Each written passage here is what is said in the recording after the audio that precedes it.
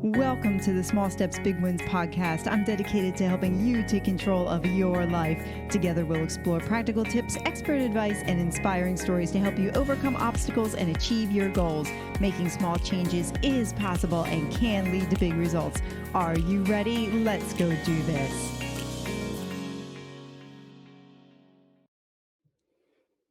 Hey friends, welcome to another Wednesday Wisdom. I'm Sue Saller, and I'm so thrilled that you chose to spend your next couple of minutes with me.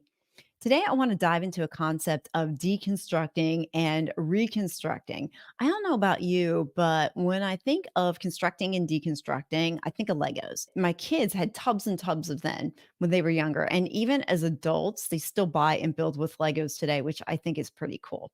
Now, I want you to think about some Lego creation. Imagine that you built a car and it didn't quite look right when you got done or it didn't move as you expected it to. What did you do?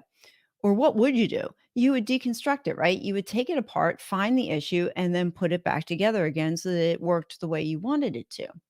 But deconstructing isn't just for Lego cars. Sometimes we need to deconstruct aspects of our lives as well. I had this realization a few months ago when I realized that there were just areas in my life that weren't quite working right, and they just weren't the way I wanted them to be.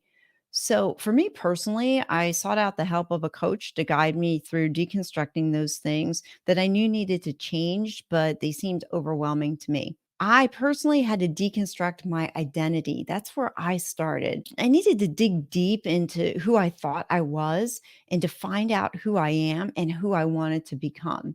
Now, it meant deconstructing myself and then allowing myself to be reconstructed. I needed clarity on what was working in my life and what wasn't working. Now, for me, what happened was as I started deconstructing and reconstructing into something more desirable, a very interesting thing happened. And it wasn't perfection that I experienced. Actually, I realized that as I improved one area of my life, then other areas started to pop up that I needed to work on. And you know what? That's not really a bad thing because as you start to see those areas you need to work on, what happens is you get better each day. Isn't that the goal really to become 1% better each day and every day so that a year from now, there's a much better version of yourself than who you are today? And that's what I realized. So you're probably wondering, hey, Sue, what small step can I do today that's going to change my tomorrow? Well, you can start by asking yourself, is there one area, not many areas, just look for one area in your life that you're not really happy with that you can deconstruct and then reconstruct again? And if you need help with that, I would encourage you to seek out a really good friend or a partner, or if you think it's something that's more deeper, seek out a coach or a therapist or somebody who's going to give you an outside perspective on that area that you need to deconstruct and reconstruct again.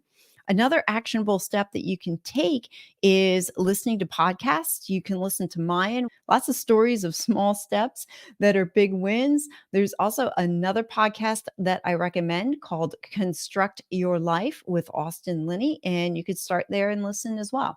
And remember, you can reach out to me on my website, send me an email. I would love to hear from you and help you get started. Thank you so much for listening to today's Wednesday Wisdom. And if you got any value out of this, please pass it on, hit subscribe.